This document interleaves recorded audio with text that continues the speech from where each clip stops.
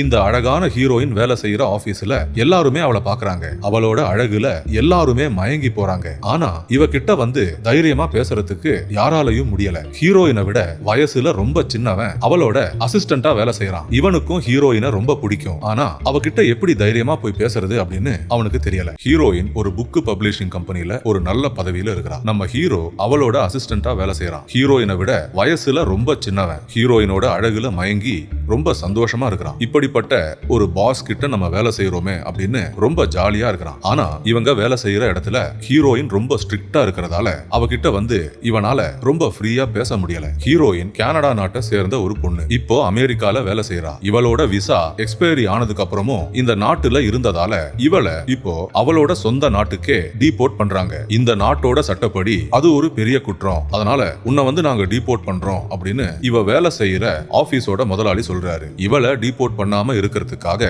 Heroine என்ன பண்றான்னா, நானும் என்னோட அசிஸ்டன்ட்டும் கல்யாணம் பண்ணிக்க போறோம் அப்படின்னு சொல்றா. ஏன்னா இந்த அசிஸ்டன்ட் இந்த ஊரு சிட்டிசன். இவனை கல்யாணம் பண்ணிக்கிட்டா இந்த நாட்டில இருந்து இவளை டீபோர்ட் பண்ணாம இருப்பாங்க. அப்படி வெறும் இந்த டீபோர்டேஷனை தடுக்கிறதுக்காக அவளோட அசிஸ்டன்ட கல்யாணம் பண்ணிக்க போறேன் அப்படின்னு கம்பெனியோட முதலாளி கிட்ட சொல்றா. இதெல்லாம் கேட்டு நம்ம ஹீரோவுக்கு ஒண்ணுமே புரியல. என்ன நடக்குதுன்னு தெரியாம குழப்பத்துல அவனும் அப்படியே சரின்னு ஒத்துக்கிறான். கொஞ்ச நேரத்துக்கு அப்புறம் தான் ஹீரோயின் எதுக்கு இப்படி பண்றா அப்படின்னு இவன் புரிஞ்சுக்கிறான். இதெல்லாம் ரொம்ப பெரிய தப்பு, நம்ம போலீஸ்ல மாட்டிப்போம், எனக்கு பயமா இருக்கு அப்படின்னு ஹீரோ சொல்றான். நான் சொல்றபடி கேட்டா உனக்கு ப்ரொமோஷன்லாம் சீக்கிரமா அரேஞ்ச் பண்ணி கொடுக்குறேன் அப்படின்னு ஹீரோயின் சொல்றா. வேற வழி இல்லாம ப்ரொமோஷனுக்கு ஆசைப்பட்டு ஹீரோவும் ஹீரோயின் சொல்ற எல்லாத்துக்குமே சரின்னு ஒத்துக்கிறான். அதுக்கப்புறம் இவங்க ரெண்டு பேரும் இமிகிரேஷன் ஆபீஸுக்கு வராங்க. நாங்க ரெண்டு பேரும் கல்யாணம் பண்ணிக்க போறோம், என்னோட டீபோர்டேஷன் ஆர்டரை கேன்சல் பண்ணுங்க அப்படின்னு ஹீரோயின் கேக்குறா. ஆனா இந்த இமிகிரேஷன் ஆபீசர் ரொம்ப ஸ்ட்ரிக்ட்டா இருக்காரு. ரூல்ஸ் எல்லாம் ரொம்ப ஸ்ட்ரிக்ட்டா ஃபாலோ பண்றாரு. நீங்க உண்மையாலேயே கல்யாணம் பண்ணிக்க போறீங்களா இல்லையான்னு நான் வந்து டெஸ்ட் பண்ணி பார்ப்பேன், உங்களை வந்து நான் செக் பண்ணுவேன். அப்படி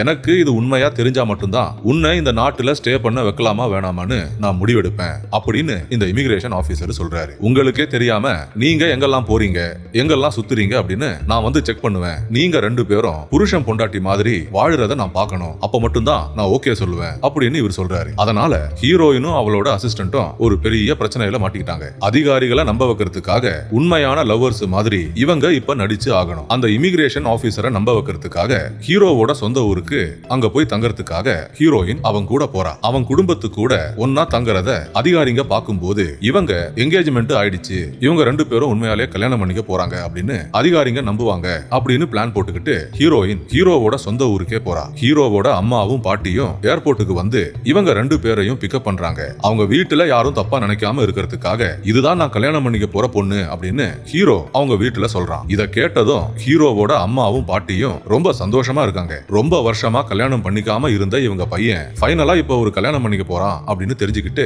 அவங்க குடும்பமே ரொம்ப சந்தோஷமா இருக்கு. ஏர்போர்ட்ல இருந்து வீடு வரைக்கும் கார்ல போகும்போது ஹீரோயின் அந்த ஊர்ல இருக்கிற கடையெல்லாம் பார்த்து அப்படியே மிரண்டு போறா. ஏன்னா எல்லா கடையோட போர்டுலயும் ஹீரோவோட பேரு போட்டிருக்கிறத இவ பாக்குறா. எங்க பார்த்தாலும் ஹீரோவோட பேரு அப்படியே எழுதி வச்சிருக்காங்க. ஏன்டா இப்படி பண்றாங்க, இவன் உண்மையாலேயே யாரு அப்படின்னு ஹீரோயினுக்கு ஒண்ணுமே புரியல. நம்ம கிட்ட சாதாரண ஒரு அசிஸ்டண்டா வேலை செஞ்ச இவங்க ஊர்ல உண்மையாலேயே யாரு அப்படின்னு ஹீரோயின் இப்ப யோசிக்கிறா. கொஞ்ச நேரத்துக்கு அப்புறம் ஹீரோவோட வீட்டுக்கு வராங்க. இந்த ஹீரோ அவங்க ஊர்லயே ரொம்ப பெரிய ஒரு பணக்காரன் அப்படின்னு அப்பதான் ஹீரோயின் தெரிஞ்சுக்கிறா. இவனோட பாட்டியோட பர்த்டேக்காக வீட்டுல ஒரு பெரிய பார்ட்டியை அரேஞ்ச் பண்ணிருக்காங்க. அதுல அவங்க ஃபேமிலி ரிலேட்டிவ்ஸ் அப்படின்னு எல்லாருமே கலந்துக்கிறாங்க. ஹீரோவும் ஹீரோயினும் எப்ப சந்திச்சாங்க, இவங்க எப்பத்துல இருந்து லவ் பண்ண ஆரம்பிச்சாங்க அப்படின்னு அவங்களோட கதையை எல்லாருமே கேக்குறாங்க. எல்லாருமே கேட்டதால இவங்களும் ஏதாவது சொல்லணுமே அப்படின்னு நல்லா பொய்ய சொல்லி ரெண்டு பேரும் பயங்கரமா சமாளிக்கிறாங்க. ஹீரோவோட வீட்டுல இருக்கிறவங்களுக்கு சந்தேகம் வராம இருக்கிறதுக்காக இவங்க ரெண்டு பேரும் ஒரே ரூம்ல தங்குறாங்க. ஒரே ரூம்ல இருக்கிறதால இவங்க ரெண்டு பேரோட மனசுல அவங்க இதுவரைக்கும் யோசிக்காத நிறைய விஷயங்கள் மனசுக்குள்ள அப்படியே வந்து வந்து போகுது. இவங்க எங்க போனாலும் ஹீரோவோட ஃபேமிலி இவங்களையே பாத்துக்கிட்டே இருக்காங்க. அவங்க கிட்ட மாட்டிக்காம இருக்கிறதுக்காக இவங்க ரெண்டு பேரும் நல்லா நடிச்சு பயங்கரமா பெர்ஃபார்மன்ஸ் பண்றாங்க. இதெல்லாம் பாக்குற ஹீரோவோட அப்பா மட்டும் எல்லாத்தையும் முழுசா நம்பாம இருக்கிறாரு. அதனால ஹீரோவை கூப்பிட்டு வச்சு பேசுறாரு. நம்ம குடும்பத்தோட பிசினஸ நீ எப்ப பாத்துக்க போற, எனக்கும் வயசு ஆயிட்டே போகுது, எனக்கு ரிட்டையர் ரிட்டையர் ஆகி வீட்டுல உட்காரணும்னு ரொம்ப ஆசையா இருக்கு. நீ எந்த ரெஸ்பான்சிபிலிட்டியும் எடுக்காம நீ பாட்டுக்கு சிட்டிக்கு போய் உனக்கு பிடிச்ச ஒரு வேலையை செய்யற. அதனால நம்ம குடும்பத்துக்கு எந்த யூஸும் கிடையாது. நம்ம குடும்பத்துல இவ்வளவு சொத்து இருக்கும்போது நீ எதுக்கு மாச சம்பளத்துக்கு வேலை செய்யற? எல்லாத்தையும் தூக்கி போட்டுட்டு நம்ம பரம்பரையா நடத்திட்டு வர எல்லா பிசினஸையும் நாளையில இருந்து நீ தான் பாத்துக்கணும் அப்படின்னு ஹீரோவோட அப்பா சொல்றாரு. ஆனா ஹீரோவுக்கு இதெல்லாம் கொஞ்சம் கூட பிடிக்கல. அவனுக்கு பிடிச்ச வேலையை செஞ்சாதான் அவன் சந்தோஷமா இருப்பான் அப்படின்னு ஹீரோ அவங்க அப்பா கிட்ட சொல்றான். இதெல்லாம் நம்ம ஏற்கனவே பேசினது தானே. எனக்கு உங்க பிசினஸ் எல்லாம் செய்யறதுல இன்ட்ரெஸ்டும் இல்ல. அதெல்லாம் செஞ்சா நான் சந்தோஷமா இருக்கவும் மாட்டேன். என்னோட பேஷன், என்னோட ஹாபி, எனக்குன்னு சில இன்ட்ரெஸ்ட்லாம் இருக்கு. அதெல்லாம் செஞ்சாதான் நான் சந்தோஷமா இருப்பேன் அப்படின்னு ஹீரோ சொல்லிட்டு அங்க இருந்து கிளம்புறான். அதுக்கப்புறம் ஹீரோயின் வேற ஒரு அழகான பொண்ணை பாக்குறான். இந்த பொண்ணு யாருன்னா நம்ம ஹீரோவோட முன்னாள் காதலி. அந்த பொண்ணா ஹீரோயின் கிட்ட பேசுறா. ஹீரோவை பத்தின நல்ல விஷயங்களை ஹீரோயின் கிட்ட சொல்றா. அவன் ரொம்ப நல்லவன், உங்களை நல்லா பாத்துப்பான், நீங்க உண்மையாலேயே ரொம்ப கொடுத்து வச்சவங்க அப்படின்னு இந்த பொண்ணு சொல்றா. கொஞ்சம் வருஷத்துக்கு முன்னாடி நாங்க 2 பேரும் சின்சியரா லவ் பண்ணிட்டு இருந்தோம். கல்யாணம் பண்ணிக்கிட்டு வேற ஏதாவது ஒரு ஊருக்கு ஓடி போயிடலாம் அப்படின்னு ஹீரோ என்கிட்ட சொன்னான். நான் அதுக்கு ஒத்துக்கல. அதனாலதான் எங்களுக்கு இடையில பிரேக்கப் ஆயிடுச்சு அப்படின்னு அவளோட லைஃப்ல நடந்த எல்லாத்தையும் ஹீரோயின் கிட்ட சொல்றா. இந்த பொண்ணு இப்பவும் ஹீரோவை மறக்கல, அவனை பத்தியே தான் யோசிச்சு வாழுறா அப்படின்னு அவளோட கண்ணை பார்த்ததும் ஹீரோயின் கண்டுபிடிக்கிறா. அதுக்கப்புறம் இவங்க 2 பேரும் முன்ன இருந்த மாதிரியே இல்ல. ஒருத்தர் புரிஞ்சுக்கிட்டு மெதுவா அன்பா பழக ஆரம்பிக்கிறாங்க. தினமும் ஒரே ரூம்ல தங்குறதால மனசு விட்டு பேசுறதுக்கான சான்ஸ் இவங்களுக்கு கிடைக்குது. அவங்க சின்ன வயசுல பண்ணது, படிச்சது, வளர்ந்தது அப்படின்னு அவங்கள பத்தின இதுவரைக்கும் பேசாத நிறைய விஷயங்களை இவங்க 2 பேரும் பேசுறாங்க. அப்படி ஒரு நாள் இவங்க தூங்கிட்டு இருக்கும் போது ஹீரோவோட அம்மா இவங்க ரூமுக்குள்ள வந்துடுறாங்க. இவங்க சாப்பிடுறதுக்கு பிரேக்ஃபாஸ்ட் எடுத்துக்கிட்டு ரூமுக்குள்ளேயே வந்துடுறாங்க. அம்மா வந்ததுக்கு அப்புறம் பாட்டியும் அப்பாவும் வந்துடுறாங்க. எல்லாருமே என்ன சொல்றாங்கன்னா, என்ன இருந்தாலும் நீங்க 2 பேரும் கல்யாணம் பண்ணிக்க போறீங்க, நாளைக்கே கல்யாணம் பண்ணிக்கோங்க, இங்கேயே பண்ணிக்கோங்க நம்ம சொந்த ஊர்ல அப்படின்னு ஹீரோவோட பாட்டி சொல்றாங்க. நான் இன்னும் எவ்வளவு நாளைக்கு உயிரோடு இருப்பேன்னு யாருக்குமே தெரியாது. நான் சாவறதுக்குள்ள உன்னோட கல்யாணத்தை பார்க்கணும்னு எனக்கு ரொம்ப ஆசையா இருக்கு. தயவு செஞ்சு 2 பேரும் நாளைக்கே கல்யாணம் பண்ணிக்கோங்க அப்படின்னு ஹீரோவோட பாட்டி ஹீரோ கிட்ட கெஞ்சி கேக்குறாங்க. ஹீரோவும் ஹீரோயினும் பாட்டி இப்படி கேட்கும் போது இதுக்கு என்ன பதில் சொல்றதுன்னு தெரியாம அப்படியே முழிக்கிறாங்க. பாட்டி இவ்வளவு கெஞ்சுறாங்களே, வேற வழி இல்லாம 2 பேரும் சரின்னு ஒத்துக்கிறாங்க. சும்மா பேருக்கு கல்யாணம் பண்ணிக்கலாம், ஒரு ஃபார்மாலிட்டிக்காக, அதுக்கப்புறம் யாருக்குமே தெரியாம டிவோர்ஸ் பண்ணிக்கலாம், நீ எதுவும் பயப்படாத அப்படின்னு ஹீரோயின் ஹீரோ கிட்ட சொல்றா. அதுக்கப்புறம் கல்யாணத்துக்கு போடுறதுக்கான கல்யாண ட்ரெஸ்ஸை ஹீரோயினுக்கு தச்சு கொடுக்கறாங்க. இவங்க குடும்பம் பரம்பரையா போடுற கல்யாண ட்ரெஸ்ஸை ஹீரோயினுக்கு கொடுக்கறாங்க. இந்த குடும்பமே இது எல்லாமே ஒரு உண்மை அப்படின்னு நம்புறத பார்க்கும்போது ஹீரோயினுக்கு ரொம்ப கவலையா இருக்கு. இது எல்லாமே ஒரு நாடகம், ஒரு பொய் அப்படின்னு இவங்க தெரிஞ்சுக்கும் போது இவங்களுக்கு எல்லாருக்குமே எப்படி இருக்கும், எல்லாருமே அப்படியே உடைஞ்சு போயிடுவாங்க அப்படின்னு யோசிக்கும் போது ஹீரோயின் உள்ளுக்குள்ள பயங்கரமா அழுகுறா. என்ன பண்றதுன்னு இவளுக்கு ஒண்ணுமே புரியல. பேரனுக்கு கல்யாணம் நடக்க போகுது அப்படின்ற சந்தோஷத்துல ஹீரோவோட பாட்டி அப்படியே அந்தரத்துல மிதக்குறாங்க. அதெல்லாம் பார்க்கும் போதுதான் ஹீரோயினுக்கு ரொம்ப வருத்தமா இருக்கு. உண்மையை தெரிஞ்சுக்கிட்டா இந்த பாட்டிக்கு ஹார்ட் அட்டாக்கே வந்துடுமே, என்னடா பண்றது அப்படின்னு ஹீரோயினுக்கு ஒண்ணுமே புரியல.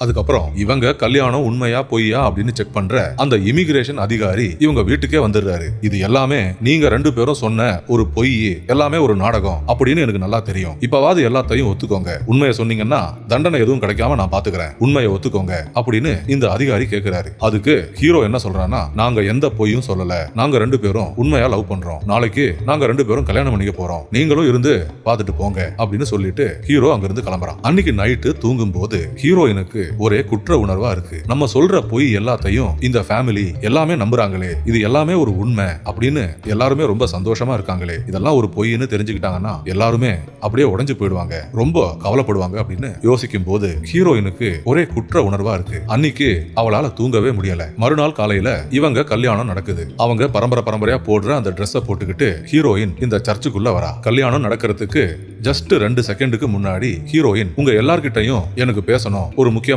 விஷயத்த சொல்லணும் அப்படின்னு சொல்லிட்டு அப்படியே பேச ஆரம்பிக்கிறா. இது வரைக்கும் நடந்த எல்லாத்தையும், அதாவது ஹீரோவோட குடும்பத்துக்கு தெரியாத எல்லா உண்மைகளையும் ஒன்னொன்னா அப்படியே புட்டு வைக்கிறா. இது வரைக்கும் நீங்க பார்த்தது எல்லாமே உண்மையே கிடையாது. நாங்க 2 பேரும் லவ் பண்ணவே இல்ல, எங்களுக்கு இடையில ஒண்ணுமே இல்ல. நான் டீபோர்ட் ஆகி என்னோட சொந்த நாட்டுக்கு போகாம இருக்கிறதுக்காக என்னோட அசிஸ்டன்ட்ட கல்யாணம் பண்ணிக்க சொல்லி நான் தான் அவனை மிரட்டினேன், ப்ரொமோஷன் தரேன் அப்படின்னு ஆசை காட்டி அவனை இந்த கல்யாணத்துக்கு நான் தான் சம்மதிக்க வச்சேன் அப்படின்னு ஹீரோயின் இது வரைக்கும் நடந்த எல்லாத்தையுமே ஒண்ணு விடாம இந்த குடும்பத்துக்கிட்ட சொல்லி அவ செஞ்ச தப்புக்கு அப்படியே மன்னிப்பு கேக்குறா. இதெல்லாம் கேட்ட ஹீரோவோட குடும்பம் அப்படியே மிரண்டு போறாங்க. என்னடா நடக்குது அப்படின்னு அவங்க யோசிச்சு முடிக்கிறதுக்குள்ள ஹீரோயின் அந்த ஊரை விட்டே போயிடுறா. பிளைட்ல ஏறி அவளோட ஆபீஸுக்கே வந்துடுறா. அவகிட்ட கடைசியா ஒரு தடவை பேசி பார்க்கலாம் அப்படின்னு ஹீரோ வரத்துக்கு முன்னாடி அவங்க ஊரை விட்டு ஹீரோயின் அப்படியே போயிடுறா. மறுநாள் ஹீரோயினை பார்த்து பேசுறதுக்காக அவங்க வேலை செய்யற அந்த ஆபீஸுக்கே வரான். இங்க வந்து இவகிட்ட மனசு விட்டு பேசுறான். வேலை செய்யற இடத்துல நீங்க என்னோட பாஸ் தான், நான் ஒத்துக்கிறேன்.